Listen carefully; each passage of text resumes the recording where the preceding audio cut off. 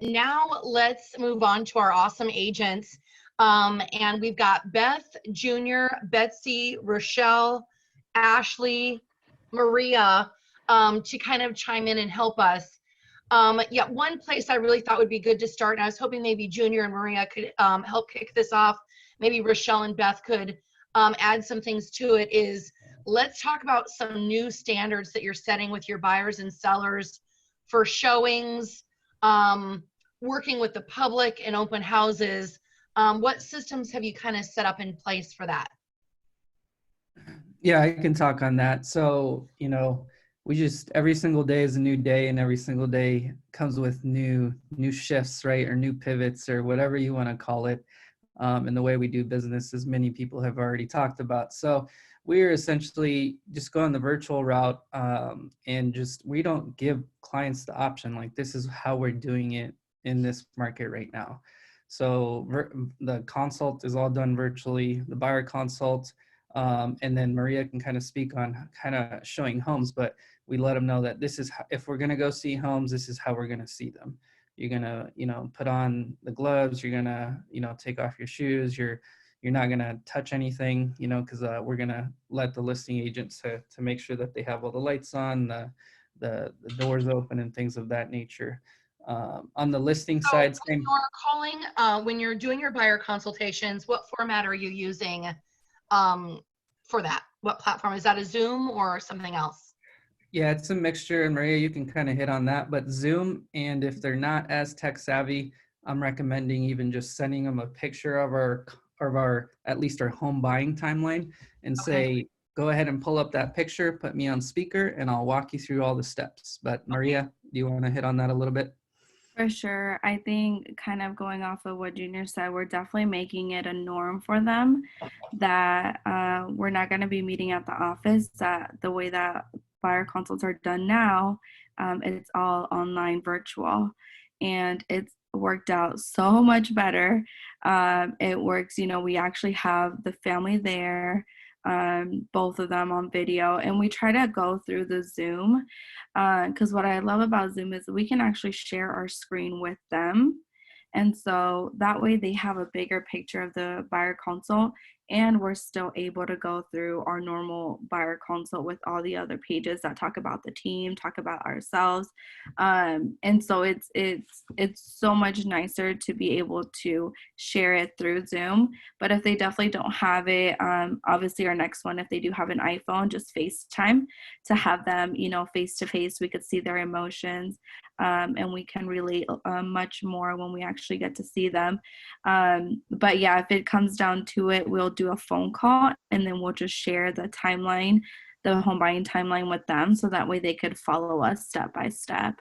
So we definitely make it, we don't give them any other option but to do a virtual buyer consult. And that's that's what I love. See the conviction, or hear the conviction that they're saying with these statements is they're not giving people an option. This is a written kind of Robert's Rule of Orders, that this is how things happen. It's not, well, what works for you? What would make you feel comfortable? This is a standard that they have set and in writing. And thank you. I know you both have shared what those standards are with us. And can I comment too, just to, Absolutely. like, everyone can do this. We have a brand new agent who's literally just turned 3 weeks in joining our team, and he's kicking butt. I mean, and he's setting all the same expectations. Just in 3 weeks alone, he has 116 leads in his lead pipeline, 14 of which are hot leads. That means they're looking to buy or sell within the next 0 to 3 months. 18 leads that are looking to make moves in the next 3 to 6 months, and 46 nurtures that are looking to make some kind of real estate move in the next 6+ months. In 3 weeks with our team, he's already has 1 deal pending, another one that he's negotiating right now, and just got 3 more pre-approved buyers over the weekend. So, does anyone else have goosebumps? That's amazing. So, for sure. And he's brand new. So yeah, I think, we definitely see that real estate, we're not doing the same real estate that we were 7 weeks ago. So adjusting to all this new technology is the way that all the agents should be doing, if it is doing Zoom, because imagine after all of this is, you know, settled, how awesome would it be to still keep doing buyer consults via Zoom virtually, and still, I mean, your production level would go, so you'll be able to handle so much more, and so we're just slowly adapting to the new normal. Yeah. And if anyone says otherwise, tell them Shere Khan, the tiger, is very upset with them. Christopher, come here. Any other standards that you want to share in terms of buyers, sellers, open houses? Otherwise, Beth and Rochelle, anything you would want to share? One more thing that I like to share, that another expectation we kind of set with them is we definitely want to limit the houses we go show them. Typically, we would go and see 5 to 6 homes every showing, depending on the client. But now we really do set that expectations that, hey, I want you to choose your top 5, and from those 5, I want you to choose your top 2. From those, you make the decision which one you would like to go see, or I could go virtually, show you those 2 homes, and then you decide which one you'd like to go see in person before we write an offer. That takes, I mean, that's so much more time that you've saved, and at the same time, they're understanding about why you're doing it this way. And one script that we usually use is like, hey, I want to respect your time, and no way do I want to risk, you know, you getting anything, you know, you or the sellers having any issues with, you know, cross-contamination, whatever that might be. So the best thing would be like, hey, let's choose your top favorite one, and then we'll go see that one before we make a decision. And they typically want to write after that first one. Yeah. And now's not the time to be HGTV. Let's go look at, we just love looking at houses, right? Sure. And take your buyers to go see them. This isn't the time to bring 8 sets of grandparents, both parents, and your best friend who loves loves Zillow, right? Right. Right. Yeah. And then the other thing, we're kind of just throwing some additional questions, or just more so letting them know, hey, you know, in regards to getting approved and whatnot, like just keeping that constant communication with the lender if any changes do occur, and reminding them that they're going to do a VOE up front and maybe the day before closing or the day of closing to make sure that you're still employed and whatnot. And just kind of setting those expectations that that's what's going to happen, and that if anything changes whatsoever, to let the lender and us know as quickly as possible, so that we can help in any way, any means necessary. So. Perfect. Now, Jen was asking, did you say you're having clients take shoes off when they go see the house? I might have missed that from you. Yeah, typically, you know, if there's a spot for the seller or the buyers to put their shoes outside, you know, we recommend that they don't take their shoes in through there. Sometimes there's footies there or whatnot, but yeah, typically we're recommending just to take their shoes off before entering the home. Perfect. Beth, do you have some standards in your arsenal now that you'd like to share that have changed? Yeah, absolutely. So with our sellers, I'm on the same page as Joe Hayho. I still like to do my interior in person, and that's just me. So we're still doing first-time seller appointments in their house, shorter timeframes, and having more conversations on. Our team has been using Google Meet and Google Hangout, which allows us to share the screens, and then that second appointment is done that direction, so we can still provide all the same information in the same format. So that's been going really well so far, but just setting that up and, you know, going back to what that new normal is going to look like, it's so time saving. So I think, you know, more volume, we're going to be able to help more people, you know, just putting that in place. So I think that'll be something that we'll continue on with.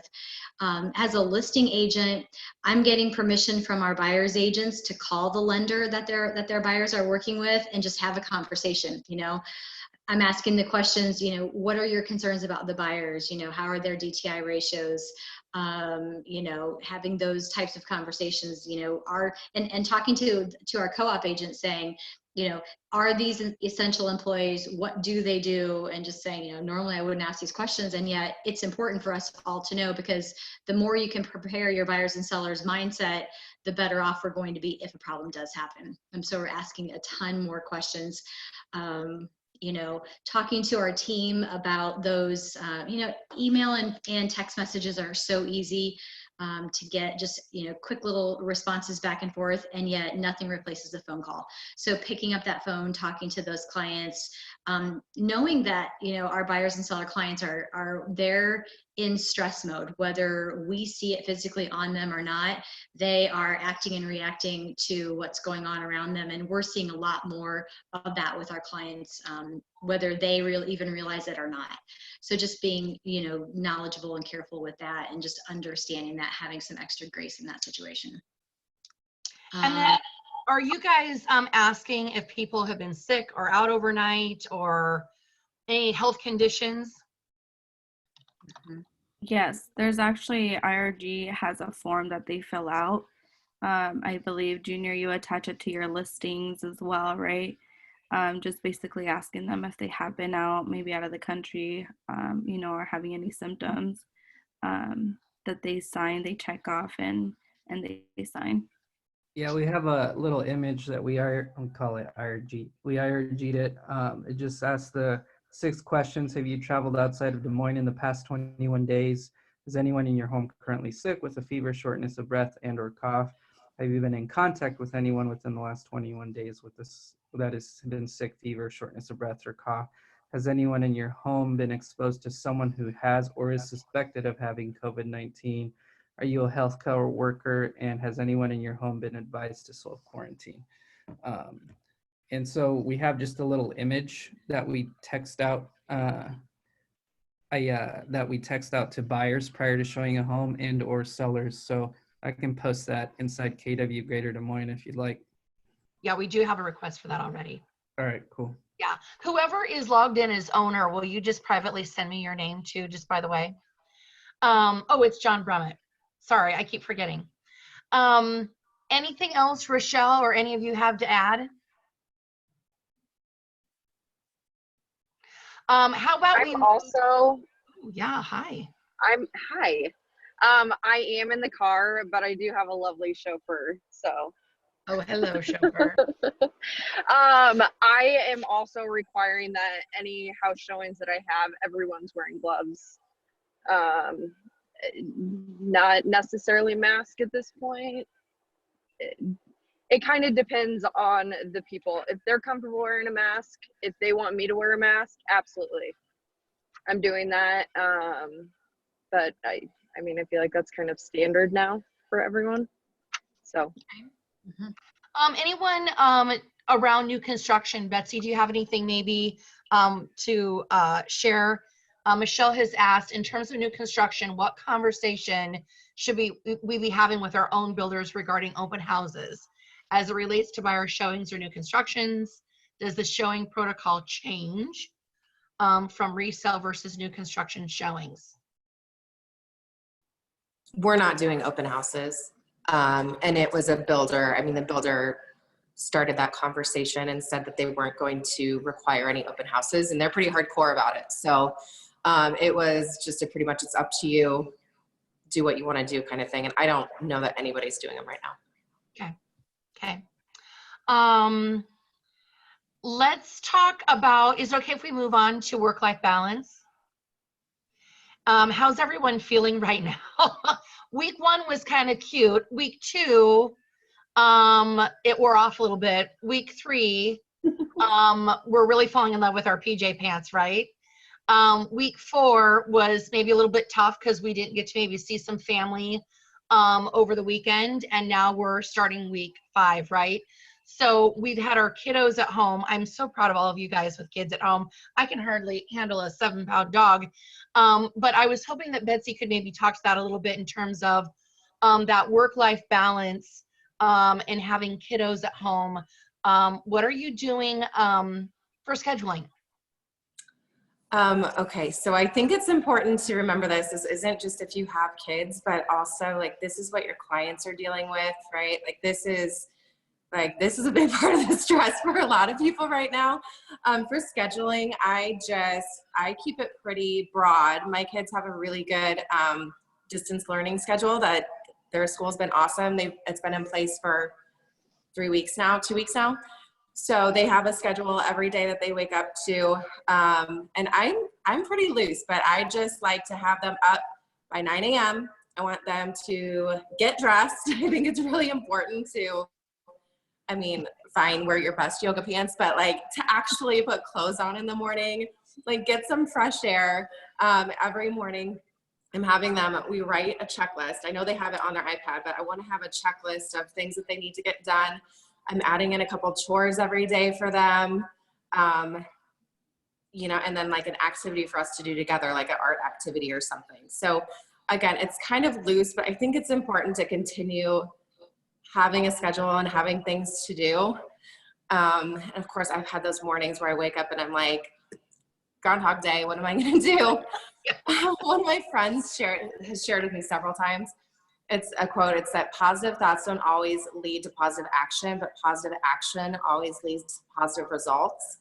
And so I try and think about that just as like, if there are 2 things that I get done today and I'm happy, what are those 2 things, right? Because it's not normal. It's not. Right. It's not going to be. And no, I'm not knocking out the park selling tons of houses right now, but what's my priority, right? It has to be here. So it's going back to having, narrowing it down. Like maybe it's that 1 thing a day, or maybe it's 2 or 3, whatever you can handle. I think that's a good way to go about it. Yeah. Because I know we had talked, and Betsy, I'll let you speak to this a little bit too, has started this fantastic Facebook group called Quarantine Moms as a way to kind of release some of her extra energy that she had going on. But that's been a really good place for you to kind of post some of these ideas you have with the girls. But I just love the reality that do I have to have the kids in front of schoolwork at 7:30 or 8 in the morning like they normally do? No, 9 o'clock is fine. We're still hitting it out of the park. And all those little projects maybe you've been hard on yourself for not getting done and thinking now's the time. It doesn't matter. We're all doing our best, right? Yeah. And I think when I started that group, it was before they even announced that school was out.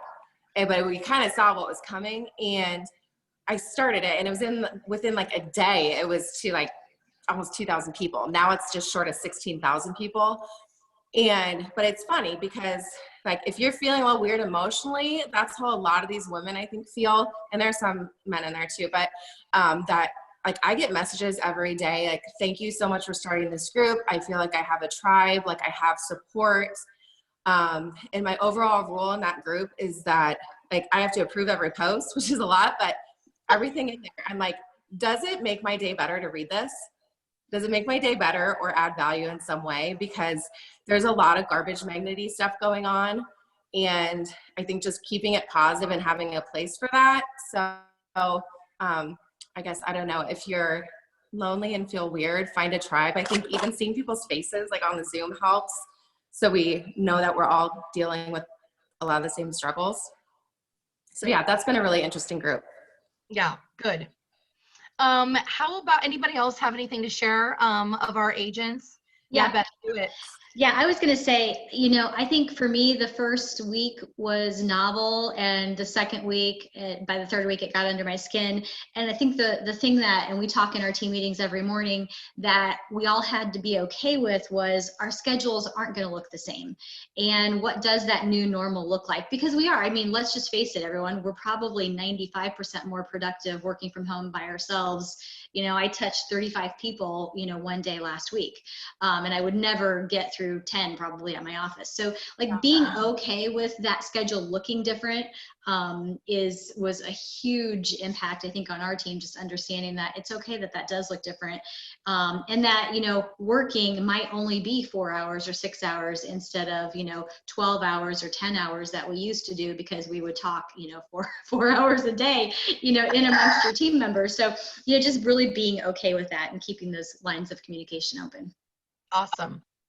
Anyone else? And then the only other thing is that, like, in the past, I have to think that in some way, even like this giant weird Facebook group with people around the world, like that's still lead generation, right? There's a lot of people from Central Iowa in there, And people always know, like, I'm pretty real and I'm pretty like upfront about even like, I don't know, just stupid stuff that happens around here. And in some way, like, even though I'm not talking about real estate, right, you're still touching people. So I think still to be real with what's going on, even your emotions, how you're struggling with work-life balance, it's a funnel. And, you know, it's still lead generation, just communicating with people. And people on that group too have done a good job of saying, I'm in Iowa. Yeah. And Betsy's kind of done that too, which is kind of a good standard of you're shouting out to where those people actually live too. I was hoping maybe Rochelle could kick us off discussing new lead generation ideas and working with your database and what you are saying to them when you call. Rochelle has some, I don't see your face. I don't have you on my screen. I'm here. Here you are, sorry. Rochelle has done an amazing job of reaching out to her database. Would you just share kind of what some of those conversations are? You've got a great Easter Bunny story I would love for everyone to hear. Even though Easter's gone, the value is still there of just going the extra mile. Yeah, I think this, you know, they always say this is a gift of a shift, and I will be sad the day that this goes over, because it's been very easy to call clients because you just call and say, how are you doing? What's going on? You know, how are the kids? And how is your job right now? And then they're the ones who bring up, well, how is your job, Rochelle? And I say, well, we're still essential, but I'm doing my part and trying to, you know, stay home and work for a little bit, but, you know, the market is still great. So we're pretty lucky. And then if you're on James Shaw pivot page, one guy, you know, gave us a really hard time last week saying that's still a lead generation call. That's not a care and concern call, because on shift, we call these care and concern calls. And James Shaw said, yes, it's a care and concern and a lead generation call. There's nothing wrong with that. But, you know, we do truly care about people. So it's not like I'm calling just for lead generation. But I did respond to the guy that was giving us a hard time about that. And I said, yes, about 10% are turning around and telling me that they're going to want to talk soon about real estate. And I said, that's on them. That's on the person that I called. That's not on me. I did not ask for business on the phone, but while they had me on the phone, they wanted to discuss real estate. So that's on them. I didn't ask for it. And I am getting about a 10% return. But everybody's answered their phone. I think I made 28 calls one day and 26 answered. And then the 2 people that I left messages called back. So it's just, I was on the phone all day. So it's a fantastic time because they're actually answering, and it's just saying, hi, how are you? And then, yeah, I think little pop buys, if you can find a way to still do it safely, is still good. So Gabby and I visited 50 clients, and Gabby was my chauffeur and I was the Easter Bunny, and my neck is still suffering from the head. And I've already had one of those clients, past clients, reach out to me. They just bought 2 years ago, and now they want to sell. And then Anna borrowed the costume. If you would have told me this costume was $2,000, I would have paid $2,000 for it. If you knew then what you know now. So then Anna had the costume, and she reached out to someone who was lamenting on Facebook and just really kind of depressed, really frustrated with homeschooling her kids. And so Anna offered to take her on a social distancing walk. Can I drop off a bottle of wine? Could I stop over with the Easter Bunny? What would you like me to do? And this woman said, please stop over with the Easter Bunny. So I think Facebook could be a great way to maybe bridge that gap on why you're going to call them. And this woman then went on to Facebook and wrote the longest text about Anna doing that.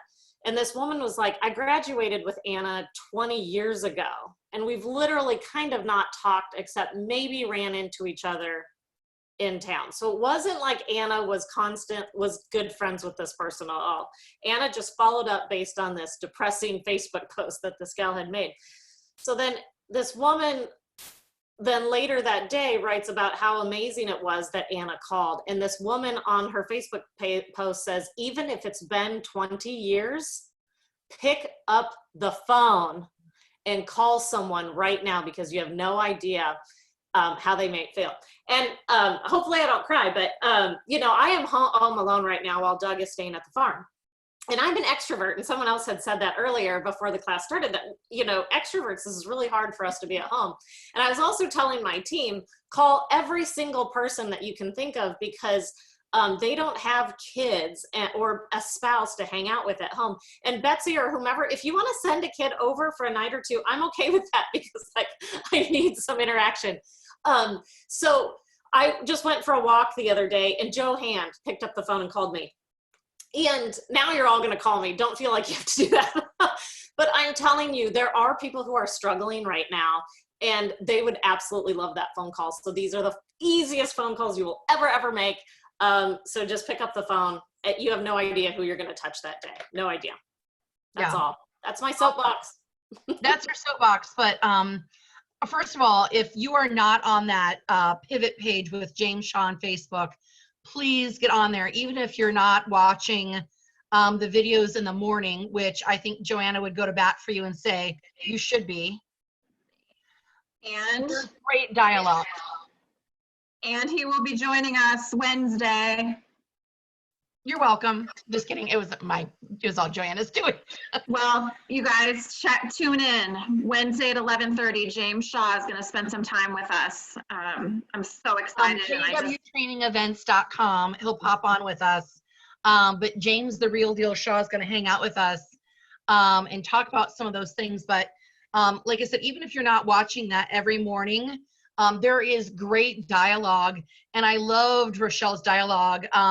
Because she really was challenged. Like, people know that you're only getting leads. They know you don't care. And Rochelle was very adamant, like 3 words, but I do care. Okay, that's 4 words. And it was very, very clear that when you really do come from contribution with these folks, she's had an amazing week. And can't you tell their energy is so high from it too? Yeah. Let's move on to maybe some conversations you're having with new listings and with new buyers. What are you, Brenda's asked a great question to get this kind of started off as this topic is, what are you telling clients who are ready to list, don't want the house to sit on the market? Beth or Rochelle or Ashlee or any of you speakers, what are you doing in terms of pricing, marketing? What does that look like that's maybe different moving forward? I'll jump in and say, I mean, we're sharing, we have, just like Joanna's doing with KW, we have the same thing essentially with IRG. We're posting every day at 5 p.m. all the numbers that are going on with the market, because the numbers speak for themselves. You know, it's not zero. It's actually most price points below 250, or I mean, many price points, and depending on neighborhoods, it's a seller's market. So we're just sharing the numbers with them, and then having them make the informed decision. And it's okay to wait right now too. So I think James Shaw said it too. There's, you know, maybe for every 20 calls you're gonna get, you know, it used to be maybe for every 10 calls you're gonna get 1 ready to go here in the next 30 days, but now it's maybe 20 calls. But then you're also getting a lot of these that want to talk real estate, like Rochelle said, that are going to be ready after this is all over. So at this point in time, you're collecting future business.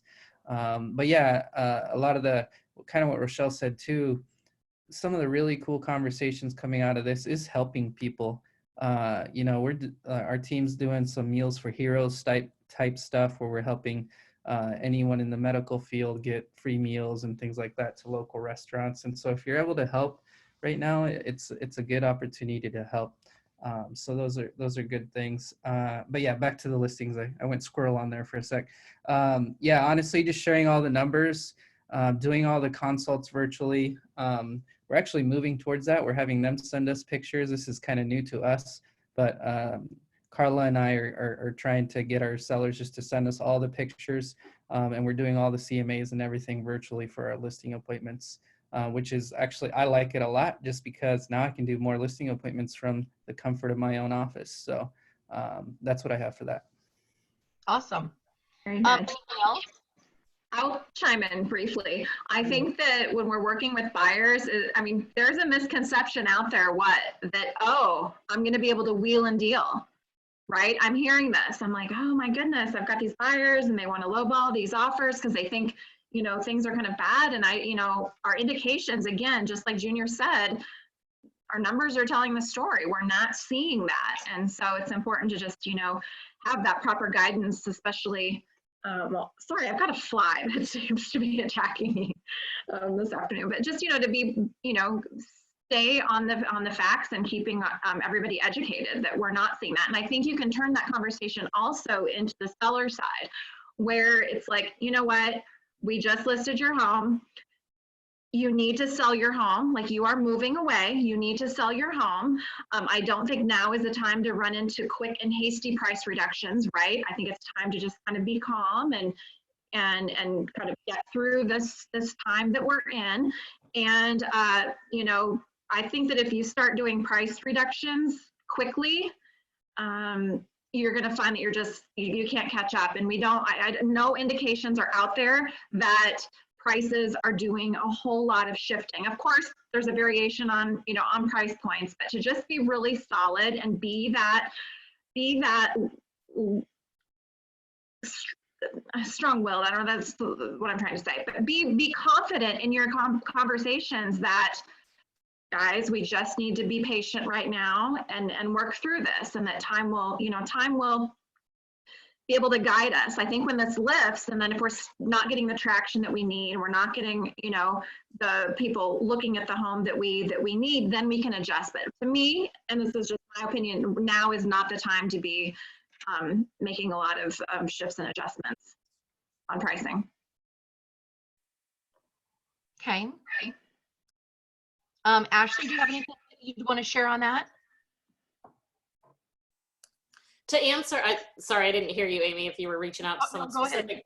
I was going to respond to Brenda too, that yes, and like what Jorge said, I'm talking about the inventory, and yes, inventory is low, or if it's a seller's market, depending on what price range they're in. But if someone's truly worried, and there are people who are very, very concerned about this virus, then I'm not going to try to overly sell them on listing their home or buying a home right now. I don't want to be responsible for the person giving the virus. So there are truly people who they're not going to move during this time frame, and that's okay. I don't think we necessarily have to be changing their mind, but if they think it's the reason they shouldn't list, that's not necessarily the case. Just to add on that, I think on the buy side, it's we're doing the same thing. We literally just ask much more questions so they can self-discover if this really is the right time for them to buy, depending on their situations. Do they have a lease? Or do they feel comfortable going to look at homes? If there's houses in the price point they want to stay in, is it really worth right now? So I think after having those conversations, they will ultimately make the decision if they'd rather wait, or if they feel comfortable, then we move forward. Yeah, and that's the key point. Having conversations. I think you've noticed every one of us saying that, on here, it's just have conversations every single day. It all starts up here in the mind.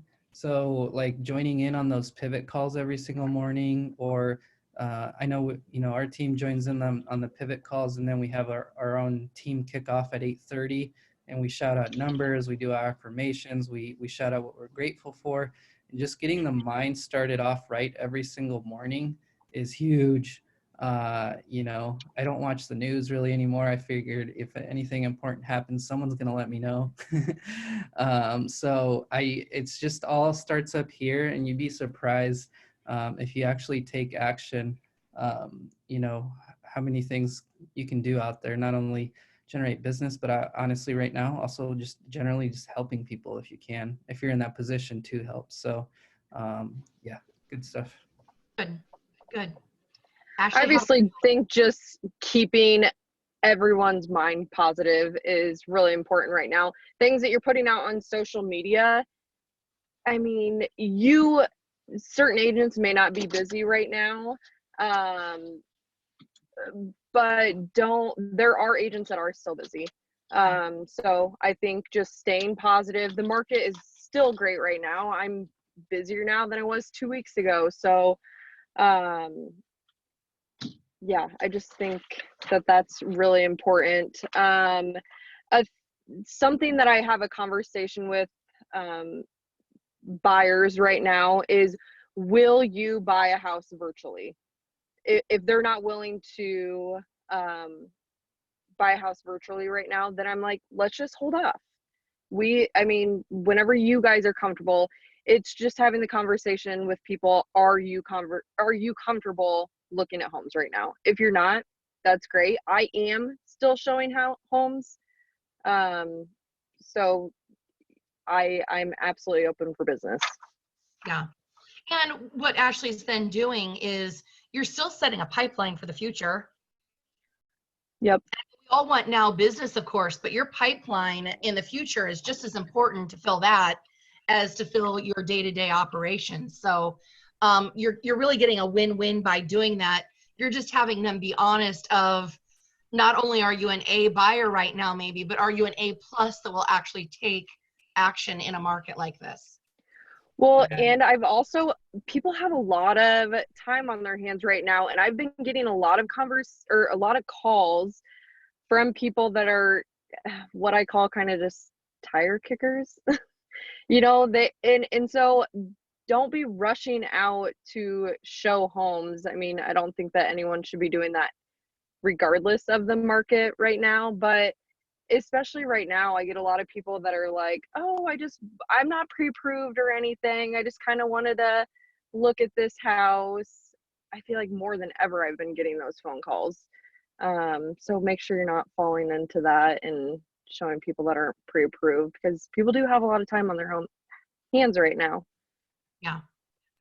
Junior, Another thing, yeah, just kind of throwing out there, kind of like what you just said, it's good to know that even if you're not busy right now, as long as you're making those care calls or whatnot, and not just sitting back and watching Joe Exotic or Netflix all day, then you are collecting future business. And I don't know, this is just my professional opinion, because I like to study business and whatnot, and I could be completely wrong, but I feel like there's going to be two individual silos after all this is said and done. There's going to be the silos of the people that really pivoted within their business and did what they needed to do to come out thriving. And also the essential workers out there who are right now, there's some essential workers that their pay keeps getting increased and increased, because now they're noticing that their whatever they do in their industry is totally valuable, right? So they're getting pay increases, a lot of them. So that silo will be ready to go, once this is all said and done. Then there might be that other silo of the people that, unfortunately, hopefully, like what the lender said earlier, that people are only using those forbearance things because they need them, because there's going to be those that use them that didn't need them, and then come when the federal government pulls those things about not doing foreclosures, or tenant evictions. And once those are pulled, there's going to be foreclosures and short sales, and there's going to be some of the business that didn't make it through this that are going to need help selling their assets and whatnot. And if you position yourself well you should be able to help those two individual silos in some form or way, come when this is all over, right? So the other thing, I think one thing we're doing this month to kind of apply focus on something on our team that regards numbers is we have an April challenge. So the April challenge involves both the sales team and the ops team. And for the sales team, it's more, generate X amount of nurtures for the future business, X amount of watch nurtures, X amount of hot leads or whatever. But it's also for those of you who do find yourself not doing much, generate video content right now. Take online market share. Like, we have a challenge that every single one of the people on our team is going to generate 30 videos in April. When you add that up times 12, we're going to have 360 videos to put on YouTube, TikTok, Facebook, Instagram, et cetera, because where are people on right now? They're online. So look at Ashlee Knickerbocker's face right now. Oh yeah, she likes what you're saying. oh, just do it. Generate video right now. If you have nothing else to do, like generate 2-minute videos, generate 3 of those a day, whatever it is for yourself. Because if you think the online lead generation game is going to dwindle after this, you're absolutely wrong. It's going to only increase. So might as well do something with your time. The last thing I'll leave with is like, I think James Shaw said this or someone, but it's not the strongest of people that survive, nor the most intelligent, but the ones most responsive to change.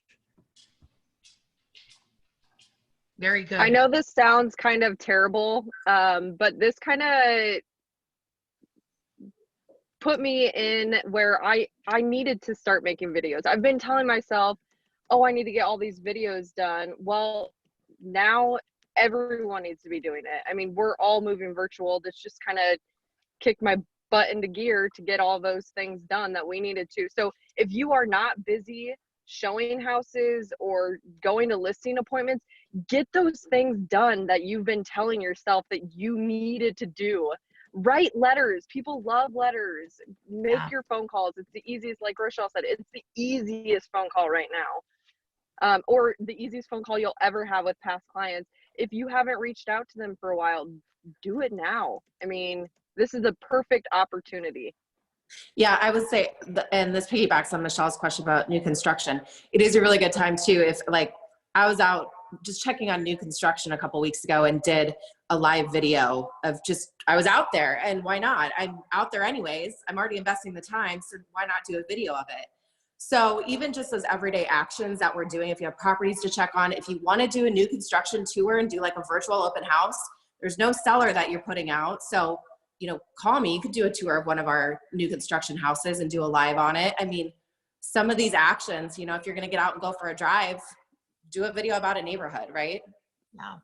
One last thing I want to add also is like kind of going off what Ashlee and Junior are saying, that yeah, right now is not the time to just watch Netflix, catch up on some shows. Like, you guys should be looking at what what a lot of other people are doing, you know, because everyone's online. So now is the most important thing, to get yourself out there, because everyone's going to watch you. One thing I wanted to share on some notes, that there was a video, I think it was the Gene Rivers that Junior and I watched, but one of the things he said is the analogy of, if you can find your husband online, you can find your home online. That was a good one. So they were saying that now is the time to be adapting to the new norm and making it the expectation that everything is online. The industry is evolving, and so should you. So learning, even just some of the masterminds we have, is like our original plan that we had, that we made the end of last year, is not going to work now. So we got back together. What are some new things that we need to adapt, and what are some new goals? And that's what we came up with: video content. Now we have more than enough time to do the video content that we can, you know, have almost 300 videos, you said, Junior, for the rest of the year.